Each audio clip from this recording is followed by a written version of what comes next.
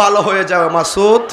মাশাআল্লাহ, যিনি এখানে বসে বসে বক্তব্য দিচ্ছেন, আপনার স্ত্রী পরকীয়া করছে, খবর নিয়ে দেখলাম উনি নিজেই, যখন শুনি যে সে নিজেই পরকীয়া আসক্ত, স্ত্রী যখন আসল কথা বলে দিল, এখন সেই স্ত্রীকে ছেড়ে দেওয়ার জন্য সিদ্ধান্ত নিয়েছে। যদি স্ত্রী এই অপবাদগুলো গোপন রাখতেন, হয়তো বা স্ত্রীকে আই লাভ ইউ বলতো। স্ত্রী যেহেতু গোপন রহস্য ফাঁস করে দিয়েছেন, এখন স্ত্রীকে বলে আই হেট ইউ। তার মানে বোঝা গেল আমরা আবারও ধোয়া ভাঙ্গে বলতে পারি, ভালো হয়ে যাবে মাসুদ। কথা বলেন, কথা বলেন।